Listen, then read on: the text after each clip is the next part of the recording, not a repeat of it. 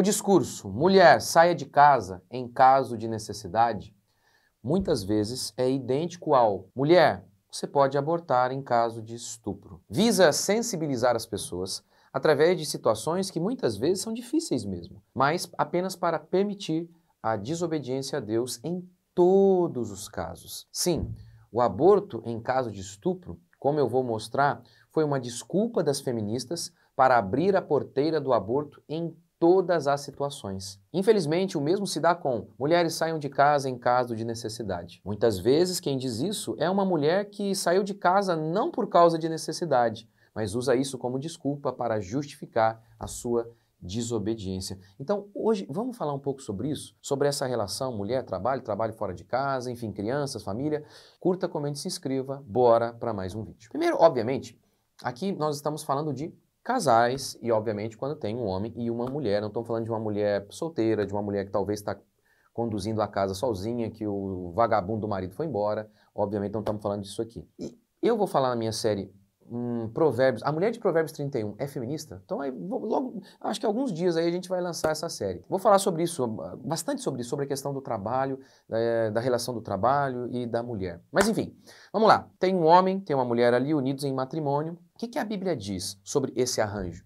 Há uma ordem direta na Escritura. Em Tito, por exemplo, Tito 2,5 e em 1 Timóteo 5,14, que as mulheres sejam boas donas de casa. Por exemplo, a palavra dona de casa utilizada em Tito 2,5 é oikouros, que no dicionário da Strong traduz assim, que cuida da casa, que trabalha em casa, o vigia da casa, que mantém a casa e cuida dos afazeres do lar, do trabalho doméstico. Em 1 Timóteo 5,14, Paulo ordenou, quero que as viúvas mais novas se casem, criem filhos, sejam boas donas de casa. A palavrinha em grego aqui em 1 Timóteo 5,14 para donas de casa é oikodespodeu. E o dicionário da Strong traduz assim, ser o cabeça de uma casa, governar um lar, administrar os afazeres familiares. A Bíblia é a palavra de Deus eterna, que vale para todas as épocas, a não ser que exista uma ordem direta em outro lugar, outra passagem bíblica, dizendo que isso aqui não vale mais. Dizer que isso aqui foi para aquela época, que isso aqui é cultural, é o jeito que os gays usam para desobedecer a Bíblia, dizendo que as ordens de Paulo sobre homossexualismo, contra o homossexualismo, lá na sua carta aos Romanos, que aquilo ali era cultural. Então, aí a gente esvazia completamente a Bíblia. Onde que está isso?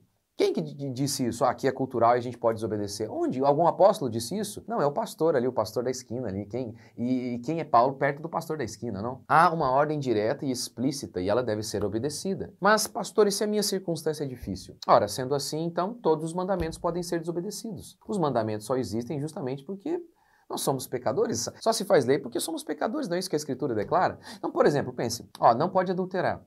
Ah, pastor, mas você sabia que a mulher mais linda do mundo deu em cima de mim lá no meu trabalho? Numa circunstância tão difícil quanto essa, aí eu creio que não há pecado. Perdoar o meu pai? Você sabe o que ele fez comigo? Meu pai me violentou. Agora ele está arrependido, mas ele me violentou. Ora, é óbvio que uma circunstância dessa é extremamente difícil. Extremamente difícil. Mas a pergunta é, em situações difíceis, nós podemos desobedecer a palavra de Deus?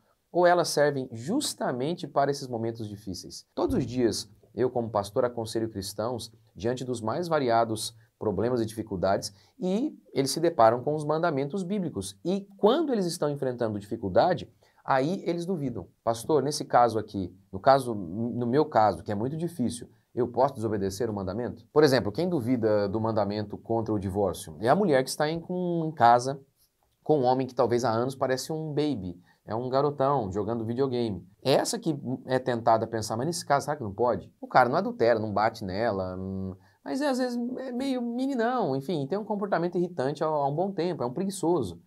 E aí ela duvida, puxa, nesse caso, posso ou não posso divorciar? Eu creio que não pode. A única cláusula é o adultério. E ainda assim, óbvio que, na minha opinião, deve-se tentar perdoar e continuar quando há arrependimento ali.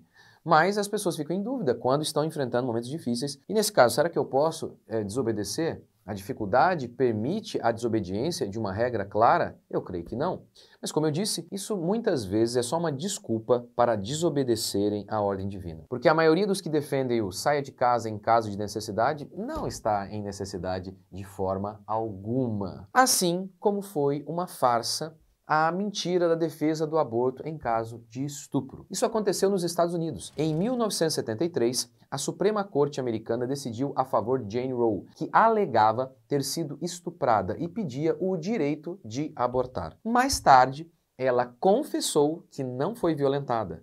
Ela tinha problemas com alcoolismo, afirmou-se como lésbica, sua primeira filha foi deixada com a avó, seu segundo bebê foi entregue para adoção. Essa mulher perturbada protagonizou a ação judicial que abriu a porteira para o aborto nos Estados Unidos. Mas as feministas não estavam nem aí. Viram naquela mentira uma oportunidade para abrir a porteira e tentar o aborto em todos os casos possíveis. E foi exatamente isso que aconteceu no mundo.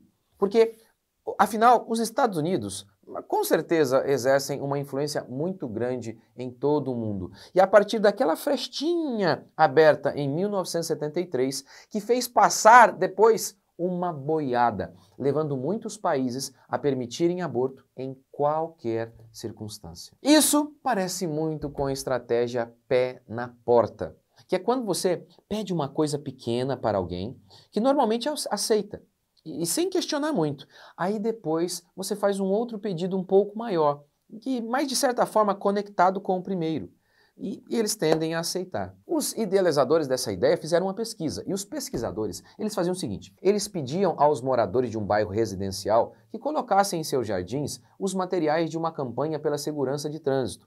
Mas a grande maioria resistia, porque as placas eram grandes demais. Para os outros moradores, no entanto, os pesquisadores pediram apenas que colocassem em suas janelas um pequeno adesivo, com mensagens da mesma campanha, e todo mundo concordou. 2 semanas depois, eles voltavam nessas casas e pediam para colocar as placas, e dessa vez, as placas maiores.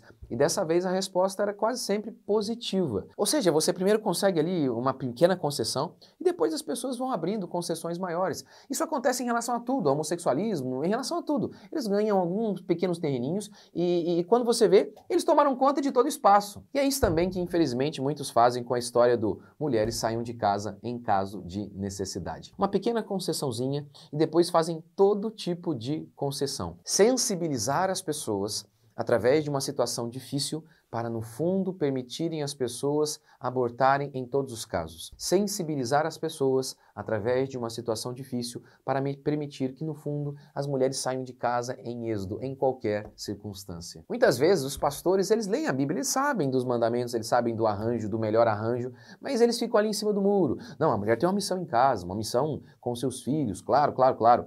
E ela não pode descumprir isso. Mas, se for difícil, aí ela está desobrigada a descumprir. Mas quem estabelece o que é difícil? A mulher e o marido? Muitas vezes eles dizem, poxa, é difícil ficar sem iPhone Pro Max, eu preciso sair de casa. Paulo estabeleceu um padrão bem interessante sobre as nossas necessidades. Ele disse que, tendo comer e vestir, estejais contentes. E aí ele continua, pois os que querem ficar ricos caem em tentação e cilada. Ou seja, parece que para Paulo, ter mais do que comer e beber já é considerado riqueza. Mas, por exemplo, pastor, não tem como colocar os nossos filhos num colégio pagão.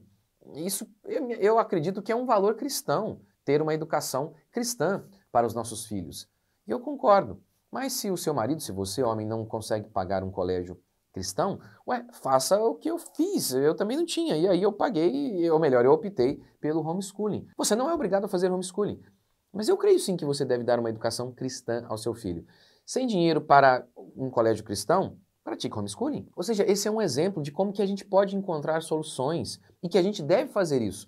É que às vezes algumas mulheres têm preguiça mesmo de, por exemplo, educar o seu filho ali 1 hora. Preferem ficar 8 horas longe de casa. Pastor, tudo isso é bom, mas e se o casal tem dívidas? A autora de Esposa Excelente aconselha. Um casal que está envolvido em tantas dívidas que a esposa tenha de trabalhar deve fazer sacrifícios para viver dentro das possibilidades de seu orçamento, enquanto trabalha sistematicamente para reduzir seu débito. Em outras palavras, este casal deve fazer algo para que a esposa pare de trabalhar fora e fique em casa. Muitas vezes, se um casal fizesse uma avaliação honesta do que a esposa ganha e considerasse quanto gastam de transporte, creche para as crianças, impostos, vestimenta, refeições fora de casa, empregada, notas de supermercado que aumentam em função da compra de comida congelada, o casal veria que está perdendo dinheiro. É interessante notar também que em épocas de pobreza, muita gente conseguia seguir esse arranjo bíblico. Agora, na época mais próspera da história, praticamente ninguém consegue, todo mundo diz que não dá para fazer. E a grande questão é que a gente olha e vê, por exemplo, a mulher de Provérbios 31, e o texto diz que ela traz ganho para o marido. A questão é, que tipo de trabalho aquela mulher praticava? Parece muito claro que não tinha a ver com os trabalhos em que as mulheres ficam longas horas, vários dias, longe de sua casa e de seus filhos. Inclusive, como eu falei no começo, eu vou fazer uma série, A Mulher de Provérbios 31 é feminista? Ali a gente vê muito disso. Eu inclusive acredito que ali em Provérbios 31, a grande tônica ali é justamente o trabalho da mulher. Fala-se lá, por exemplo, dos filhos, mas é até pouco. O que se fala bastante ali é justamente do trabalho. Sim, é claro que as mulheres podem trabalhar. A única pergunta é, esses trabalhos, como por exemplo, carreirista, longe de casa, esses desempenham a melhor função da mulher, levam a mulher a desempenhar sua melhor função como missão, na sua missão de mãe e de dona do lar? Eu acredito que não. Mas o que você acha desse vídeo? E assista a minha série sobre esquerdismo, em que eu falo sobre a guerra maternidade, sobre filhos, tem minha pregação lá em Êxodo sobre filhos, cristãos, tenham filhos. Assista essas pregações e você vai ver você vai ter um panorama um pouco maior dessa perspectiva do que é a função da mulher.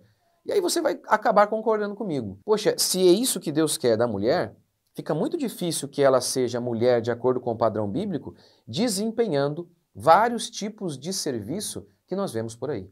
Mas deixe seu comentário aqui, Deus abençoe, até o próximo vídeo.